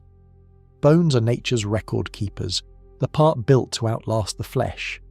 In space, with no rot at all, your bones would last even better, holding their form across spans of time that dwarf all of human history. Picture an old shipwreck on the sea floor. The sails rot away in months, the ropes and wood dissolve over years, but the iron frame and the hardest fittings remain, holding the ghostly shape of the ship long after everything soft is gone. Your skeleton is that frame, the last enduring structure, the shape of you that time struggles hardest to erase. Given 100 years, your bones would be nearly unchanged in their basic form, still clearly a human skeleton, still holding the frame you were born with. Given 10,000 years, or 1,000,000, they would still likely be there in some form, worn perhaps, cracked by the slow grind of radiation and dust, but recognizable as the bones of a person who once lived and walked on a distant blue world. There is something profound in that endurance. Long after your face is gone, long after your genetic code is noise, long after no one could tell who you were, your skeleton would remain, the honest architecture of a human being drifting frozen in the dark. It is the part of you that comes closest to lasting forever, and your bones might carry more than just their shape. Locked in their frozen mineral and in the dried tissue around them, there could still be tiny hidden passengers, the toughest life forms Earth ever made. The question of whether anything living could still ride along inside you opens one of the strangest possibilities of all. Here is a thought that sounds impossible. Your dead, frozen body drifting through space might still carry living things inside it. Not you, but tiny passengers, microbes so tough they can survive the vacuum, the cold, and the radiation, riding along in your frozen tissue for the whole journey, Your body is home to trillions of microbes, tiny living things far too small to see. They live in your gut, on your skin, in every corner of you. In life, they help you digest food and do 100 other jobs. In death, most of them die along with you, unable to survive the vacuum and cold. But some kinds of microbes are almost unbelievably tough, and a few of those might just make it. The champions of survival are certain bacteria that can turn themselves into hardened seeds called spores. When conditions get deadly, these bacteria pull in, build a tough shell around themselves and shut down, almost completely waiting. In this sealed sleeping state, they need no food, no water, no air. They can survive heat, cold, dryness, and radiation that would kill almost anything else, and they can wait like this for a very long time. Scientists have tested just how tough these survivors are, and the results are stunning. Certain bacteria have survived being exposed to the raw vacuum of space on the outside of spacecraft for years, then come back to life when brought home. One kind of tiny creature, a strange microscopic animal, can survive the vacuum of space, dry out completely, freeze near absolute zero, and take radiation doses that would kill a human thousands of times over, then wake up and walk away. If any of these hardy passengers were inside your body when you died, they might survive frozen within you for the entire 100 years, and far longer. Sealed in their spores or dried into a deathless sleep, tucked deep in your frozen tissue where a little shielding softens the radiation, they could ride along, alive but dormant, waiting for conditions that might never come. Think of seeds in a packet left in a drawer. They look dead, dry, and lifeless. But keep them for years, then plant them in warm, wet soil and some will sprout and grow. The tough microbes in your body would be like those seeds, seemingly dead but secretly alive, holding on to the spark of life through conditions that should have snuffed it out. This means your body could become an ark, a frozen vessel carrying a tiny sample of Earth's hardiest life across the dark. You yourself would be long gone, but life from your world, in its most stubborn form, might still be travelling inside you, preserved by the same cold that killed you, protected by the same frozen tissue that entombs you. How long could they last? Perhaps far longer than the 100 years. In their sealed sleeping state, deep frozen and shielded, some of these microbes might remain revivable for many thousands of years, maybe far more. Their true limit in deep space is unknown, because we have never been able to test spans of time that long. They might outlast everything else that was ever alive in you. And this simple fact, that life might survive a journey through space inside a dead body, opens a door to one of the boldest and wildest ideas in all of science. If life can ride between worlds this way, then perhaps that is exactly how life spreads across the galaxy, and perhaps how it once arrived here. What if bodies like yours, drifting between the stars, are how life spreads across the universe? It sounds like pure fantasy. But real scientists take this idea seriously, and it has a name.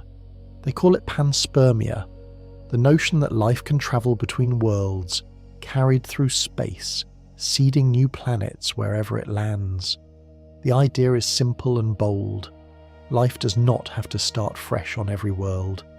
Instead, maybe tough microbes can survive a journey through space, riding inside rocks, comets, dust, or even bodies, and when one of these carriers happens to strike a warm, wet, welcoming world, the sleeping life aboard could wake, take hold, and begin to grow.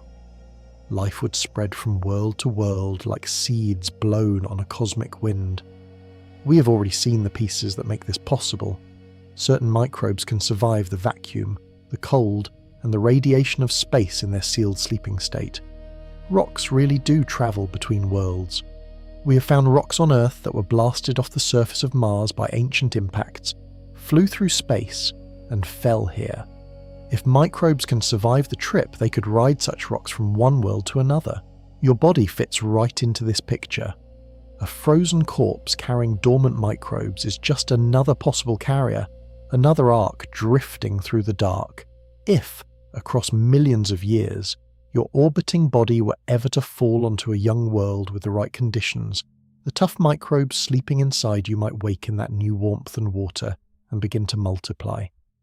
Life from Earth could take root somewhere it had never been. Think of a dandelion releasing its seeds into the wind. Most of those tiny floating seeds land on hard ground or water and never grow, but a few drift far, land in good soil, and sprout into new plants far from where they started. Panspermia imagines whole worlds seeding each other the same way, casting rocks and dust and debris across space, most of it landing nowhere useful, but now and then one piece finding fertile ground. Here is the truly mind-bending part. If life can travel between worlds this way, then maybe life on Earth did not begin on Earth at all. Maybe the first living things here arrived from somewhere else, carried in on a rock or a comet from a distant world where life had already begun. In that view, we would all be the descendants of cosmic travelers, life that rode through space to reach this planet long ago. Scientists do not know if this is true. It remains an open idea, unproven, argued over, neither confirmed nor ruled out. We have no solid evidence that life ever actually made such a journey and survived to seed a world. But we also cannot rule it out because every piece the idea needs, tough microbes, travelling rocks, survival in space, has turned out to be real. So your drifting body, in this wild possibility, becomes something more than a corpse. It becomes a potential seed, a carrier of life across the cosmic dark, one of countless bits of debris that might, against enormous odds, someday deliver life to a waiting world. You would be a messenger you never meant to be. Whether or not your body ever seeds new life, it carries something else across the dark, something certain and real. It carries the story of Earth itself, written in the very chemistry of your frozen flesh. Your frozen body is a message, whether anyone ever reads it or not. Locked inside your tissue is the complete chemistry of Earth, the signature of the world that made you. A frozen human corpse is a time capsule, carrying the story of an entire planet across the void. Everything you are made of came from Earth. The water in you fell as rain and flowed through rivers. The minerals in your bones came from the soil and the food it grew.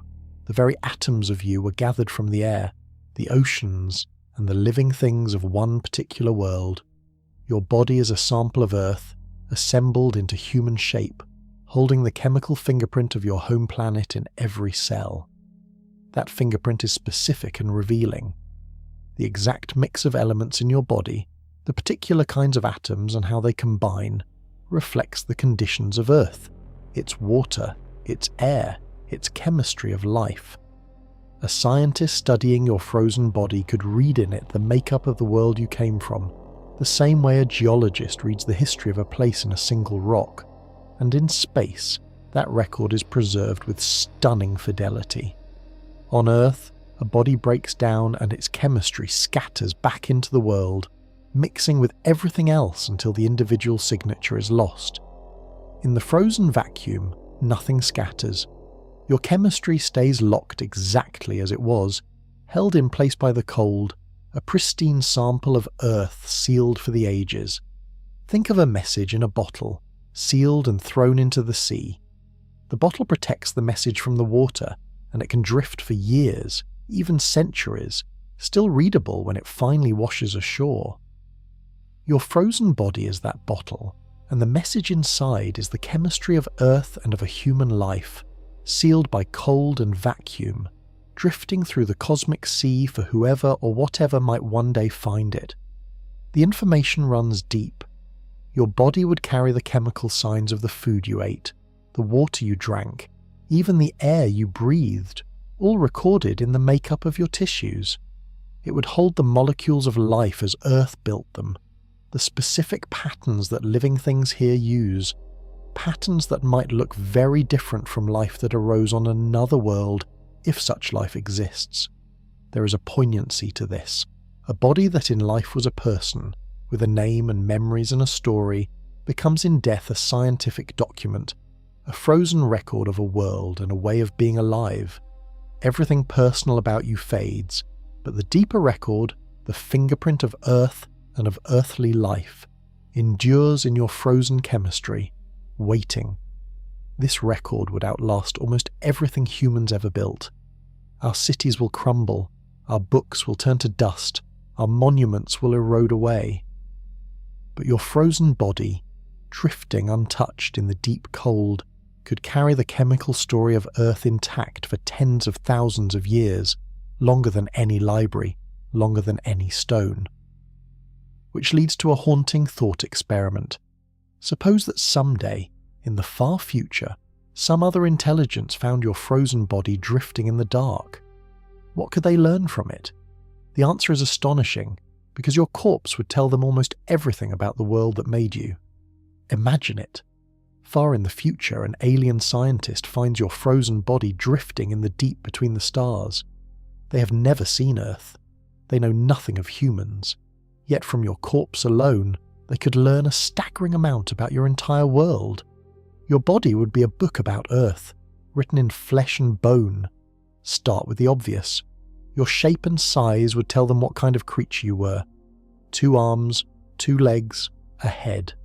Eyes set for seeing, a mouth for eating, a frame built to stand upright. From your body's design, they could work out how you moved, how big you were, how you sensed the world, even guess at how you lived. Your form is a blueprint of a human, and a careful scientist could read it. Your bones would reveal even more. Their strength and shape would tell the alien how strong Earth's gravity was, because bodies are built to match the pull of their homeworld. Strong, dense bones suggest a world with firm gravity. From your skeleton alone, they could estimate the size and pull of the planet you came from, a world they had never seen, deduced from the frame of a single traveller. Your chemistry would tell them about Earth's air and water. The makeup of your tissues would reveal that you came from a world rich in water, breathing a certain mix of gases, warmed to a certain range of temperatures. They could work out that your planet had oceans, an atmosphere, a climate friendly to soft, wet life. Your body would testify to the conditions of a distant blue world. Even the damage to your body would tell a story. The radiation tracks would reveal how long you had travelled and through what kind of space. The dust spitting on your surface would hint at the regions you had crossed. Your very wounds would be a log of your journey, readable to anyone who understood them, a record of the century you spent drifting. Think of how we study ancient fossils here on Earth. From a single fossil skeleton, scientists can reconstruct an entire creature that no living person ever saw, work out how it moved, what it ate, what world it lived in, all from old bones in the rock. An alien studying your body would do the very same thing, reconstructing you and your world from the frozen evidence of your remains. Deepest of all, your genetic material, even scrambled and broken by radiation, might still hold readable fragments. From those pieces, an advanced alien science might reconstruct the language of earthly life itself, the chemical code that all living things on our world share. They could learn not just about you, but about the whole family of life you belong to, the shared blueprint of a living planet. In this way, your lonely frozen body becomes an ambassador, the first and perhaps only piece of Earth that another intelligence ever holds. Without meaning to, you would carry the story of your entire world to the stars, a single human standing in for all of humanity, all of life, all of Earth, in the hands of a curious mind from somewhere else entirely. But space is not always so gentle a keeper. There are forces out there that would not preserve you at all, but tear you apart in an instant.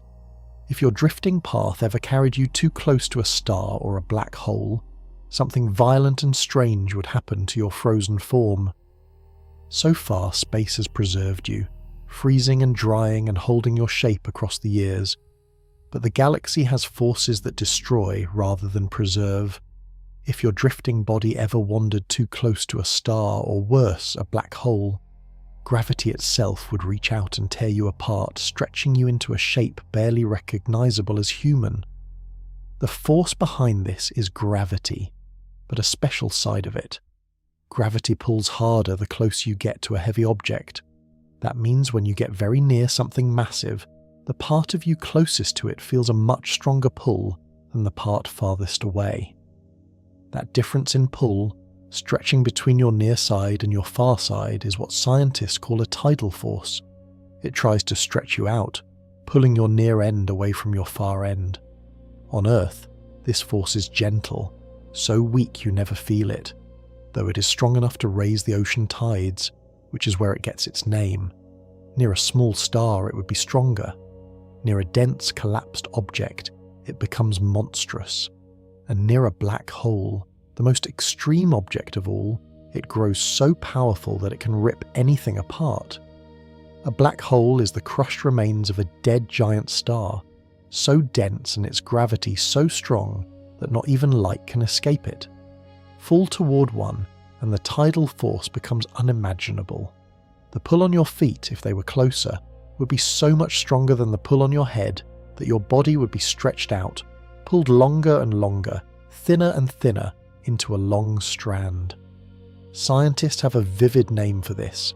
They call it spaghettification, because a body falling into a black hole gets stretched out like a strand of spaghetti, drawn into a thin, long line by the merciless difference in gravity between its near and far ends. Your frozen body would elongate, pulled from a human shape into a stretched thread of matter, spiraling down toward the dark. Picture stretching a piece of putty. Pull gently, and it stretches a little. Pull harder and it draws out into a long, thin strand, thinner and thinner until it finally snaps. A black hole does this to anything that falls in, using pure gravity, stretching matter into a thread, and finally pulling it apart atom by atom as it descends. Even a near miss would be violent. Pass close to a black hole or a dense dead star without falling in, and the tidal force could still stretch and crack your frozen body, snapping off pieces, warping your shape, leaving you distorted and broken as you swung past. The clean frozen sculpture of you would be twisted and torn by the passing grip of gravity. But here is the reassuring truth. Space is so vast and so empty that the odds of your body ever drifting near a black hole are almost impossibly small. Black holes are rare, and the distances between things in space are enormous. Your body would far more likely drift for ages through empty dark, never coming near anything massive enough to harm it. The violent end is possible, but deeply unlikely. So most likely you drift on, preserved and whole, spared the stretching doom. And that raises the ultimate question of endurance. If nothing tears you apart, just how long could your frozen body last out there? Long enough, perhaps, to outlive the very sun that once gave you life. Here is a thought almost too large to hold. Your frozen body, if left undisturbed, might last so long that it outlives the sun itself. The star that lit your days and warmed your world could die before your drifting corpse finally comes apart. You could become older than your own sun's life. We have seen how well space preserves you. No rot, no decay, only the slow work of radiation and dust. A frozen body could stay recognizable for tens of thousands of years, and its bones for far longer, perhaps millions of years. That is a span that dwarfs all of human history, all of human memory, every story ever told. But the life of a star runs on an even grander clock. Our sun is not eternal. Like all stars, it burns through its fuel, and one day it will run out. Scientists have worked out its future in broad strokes. In several billion years, the sun will begin to die. It will swell into a vast red giant, growing so huge it may swallow the innermost planets, scorching the Earth to a burned cinder long before the end. Then it will shed its outer layers and shrink into a small, dim, slowly cooling ember. Compared to that, your body's endurance is smaller, but the comparison still staggers. Your frozen form might not last the full billions of years until the sun dies. But some pieces of you, your toughest bones, the most durable minerals might endure for an astonishing stretch of that time, persisting while generations of humans that never existed might have risen and fallen if only there had been anyone left to live them. And if your body were flung far enough, out into the deep between the stars, away from the sun's future violence. It could avoid being burned when the sun swells and dies. Safe in the far cold dark, your remains might drift on, even as the sun destroys its own planets, even as it fades to an ember. You could outlast the death of your own star, a fragment of a world whose sun had gone dark. Think of the oldest things humans know. The oldest pyramids are a few thousand years old, the oldest cave paintings, tens of thousands, the oldest human bones, a few million, the oldest rocks on Earth, billions of years. Your frozen body would slot somewhere into that vast scale, older than any building, older than any art, reaching toward the ages of stones and worlds rather than the brief span of a human life. There is a strange grandeur in this fate. In life, you are fragile, lasting mere decades, easily hurt, quickly gone. In death, cast into the perfect preserving cold of space, you become one of the most enduring things a human being can be. A frozen traveller measuring your existence not in years, but in the slow turning of cosmic ages. You would keep drifting, keep enduring, long after everyone who ever lived had turned to dust, long after the cities went silent, perhaps long after the sun itself had spoken its last light. A lonely, lasting monument to a single human life, held in the dark. Yet even the toughest things do not last untouched forever. Across such vast spans, some parts of you survive and some vanish completely. To understand your true final fate, we have to look at which molecules endure the ages and which ones the dark slowly steals away. Across the long ages of drifting, your body faces a slow sorting. Some of what you're made of endures, tough and stable, lasting almost unimaginably long. Other parts break down and vanish, stolen away molecule by molecule. To know what truly remains of you in the end, we have to see which pieces survive the dark and which do not. Your body is built from many kinds of molecules, and they are not equally tough. Some are large, delicate and complex, easily broken. Others are small, simple and stable, hard to destroy. When the radiation and the cold and the endless time go to work, they pick apart the fragile ones first and leave the sturdy ones standing longest. It is a slow filtering, the weak molecules falling away, the strong ones enduring. The most fragile parts go first. Your genetic code, that long delicate ladder of information, is among the easiest to break. Radiation snaps it into ever smaller pieces until its message is lost. The complex proteins that ran your living body, intricate and folded, also break down over time, cut apart by the constant particle rain. The finest, most complicated machinery of life is the least durable in the end. The tough parts last far longer. The mineral in your bones, that hard rock-like material, is extremely stable and endures for ages. Certain simple, sturdy molecules resist the radiation better than the delicate ones. And strangely, the deep cold helps the survivors, holding molecules stiff and still, slowing the ordinary chemical breakdown that warmth and water would cause.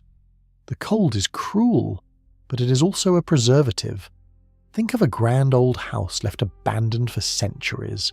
The soft things go first, the curtains, the paper, the cloth, rotting and crumbling within years, then the wood over decades. But the stone foundation, the brick, the iron, endure for centuries more, still standing when everything soft is long gone.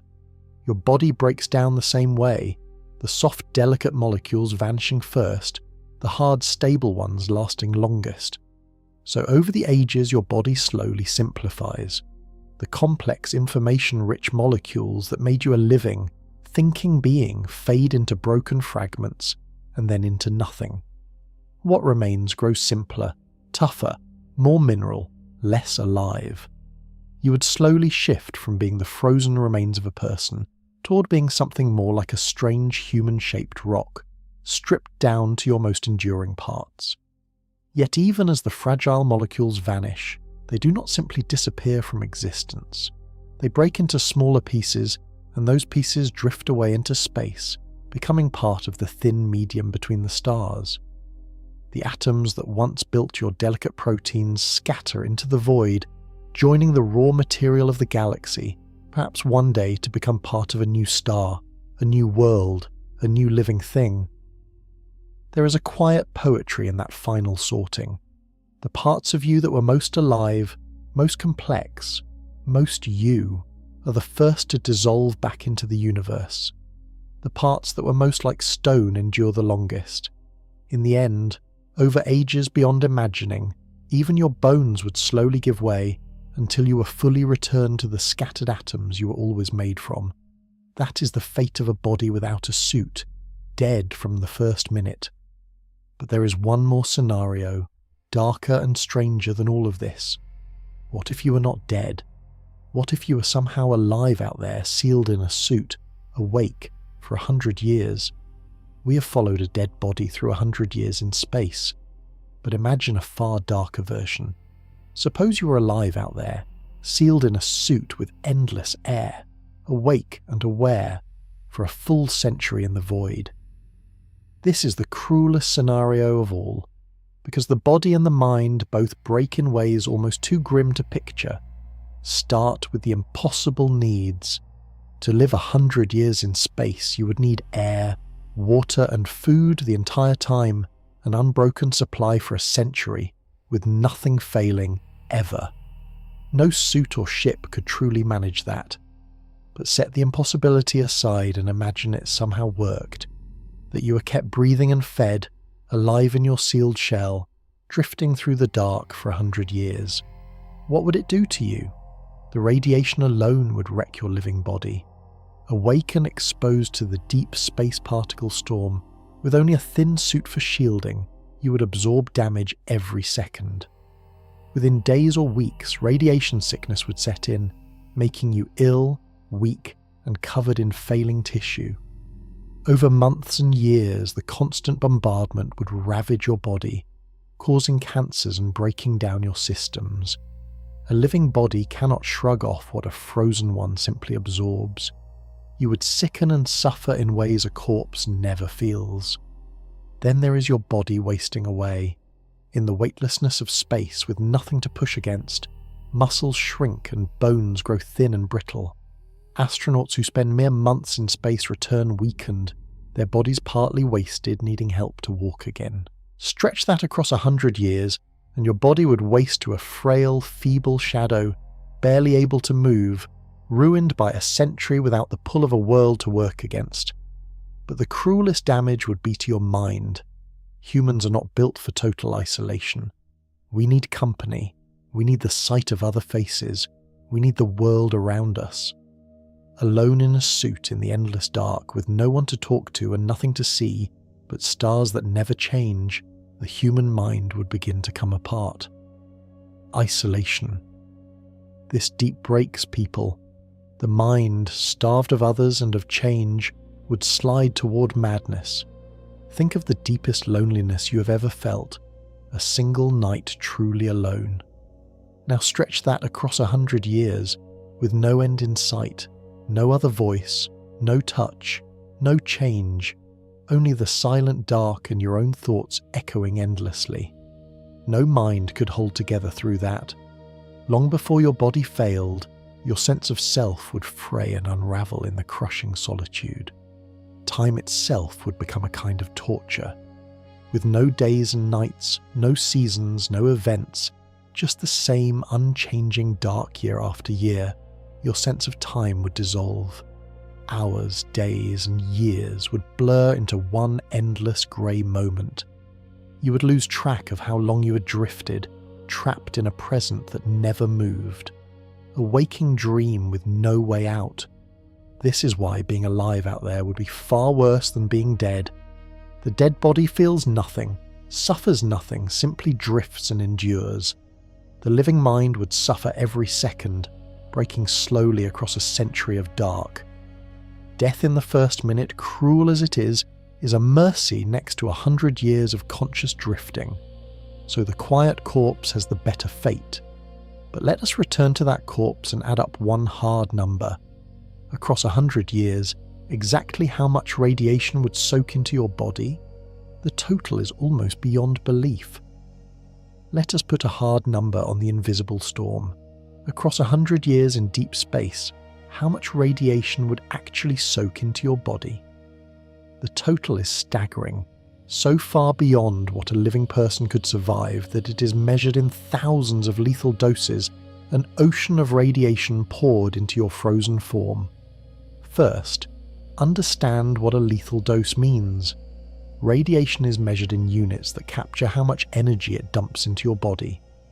There is a level of radiation that will kill a human being, a dose that damages the body so badly it cannot recover. On Earth, we protect people carefully to keep them far below this deadly level, because even a fraction of it makes people dangerously sick. Now go to deep space, beyond Earth's shielding, and expose your body to the full cosmic ray storm. Every day out there, your body soaks up a steady dose of radiation from the endless particle rain. In a single day, an unshielded body in deep space collects a small but real amount. It would take a couple of years of this steady exposure to reach the level that would kill a living person. So stretch it across 100 years. If a couple of years of deep space radiation adds up to one lethal dose, then a full century adds up to dozens of lethal doses at the least, and by many estimates far more once you count the heavy particles and solar storms.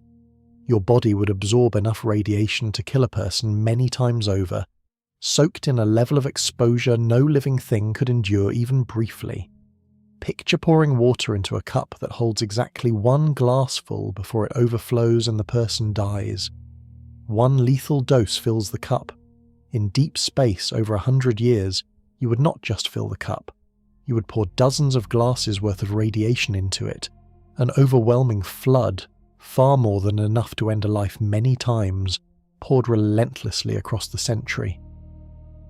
For your dead body, this flood does not kill, because you are already gone. Instead, it does the slow damage we have traced, scrambling your genetic code, carving tracks through your tissue, breaking your delicate molecules apart. The total is enormous, one of the largest doses any human body could ever receive, delivered drop by drop across 100 silent years. This is exactly why deep space is so deadly to living astronauts, and why long journeys beyond Earth are so dangerous. The radiation out there is a slow poison with no cure, building up in any body exposed to it. Protecting future travelers from this invisible storm is one of the hardest problems standing between humanity and the stars, because there is no easy way to block it. Your frozen body simply absorbs it all, a passive record of a century of cosmic fire. Every particle that struck you added to the total, until your still form had soaked up a quantity of radiation that beggars belief, a number that captures just how hostile the space between the stars truly is to anything made of flesh. Added all together, the vacuum, the cold, the drying, the radiation, the dust, the vast lonely distances, and one final picture emerges. After 100 years, what exactly is left of you? And what does that final state tell us about our own dream of reaching the stars? 100 years have passed. Let us look at what remains of you, and what your long, strange journey teaches us about our deepest dream, the dream of humans one day travelling to the stars. Your final state is a quiet answer to a very big question. Picture your body now, a century into the dark. You are frozen solid, colder than any winter Earth has known, hard and brittle as glass. You are dried to a leathery husk, shrunken and mummified, your face drawn tight against your bones. Your skin is mottled in bruised shades of dark blue and black. Your eyes are clouded, frozen marbles. Your genetic code is shattered into unreadable fragments, and your tissue is scarred through with the tracks of 100 years of cosmic fire. Yet you are still here, still recognizably human, still holding the shape you had the day the void took you. You are preserved and ruined at the same time. Space kept your shape while destroying your substance. It froze you into permanence while scrambling everything that made you a living being. You're a contradiction drifting in the dark, a body that will not rot yet cannot live. held forever between erasure and endurance. No grave on Earth could ever produce something so strange, and here is what it teaches us. Your journey shows, in the plainest way, just how hostile space is to the human body. Everything about us, our need for air and pressure, our soft wet tissue, our fragile code, our dependence on warmth and shielding is wrong for the void. We are creatures of one gentle world, and space treats us as trespassers, breaking us in a dozen ways the moment we step out unprotected. Yet your journey also shows something hopeful. Life is tougher than we are, in its smallest forms. The hardy microbes that might ride inside you could survive what kills the rest of you completely. The idea that life can cross the dark between worlds, sleeping and sealed, hints that the galaxy might be more connected than it looks, that life might travel and spread in ways we're only beginning to understand. Think about what it will take for living humans to make journeys like this on purpose. To reach even the nearest star, people would need to survive not 100 years, but thousands, shielded from the radiation that soaked your body, protected from the cold that froze you, supplied with everything a living body needs for longer than all of recorded history. Your fate maps out every obstacle that stands in the way, written in frozen flesh. That is the real lesson of your long drift. The stars are breathtakingly far, and the space between them is savage to anything alive. Crossing it will demand more than courage. It will demand ships that are worlds unto themselves, shielding we have not yet built, and perhaps patience measured in generations. Your body, drifting and enduring, is a marker of exactly how high that mountain is. And still, we look up. Knowing all of this, knowing what space did to you across 100 silent years, humanity still dreams of going, still reaches for the stars that your frozen eyes now face. Your journey is a warning and an invitation at once, a frozen human figure drifting in the dark, pointing the way toward the hardest and grandest thing our species has ever dared to imagine.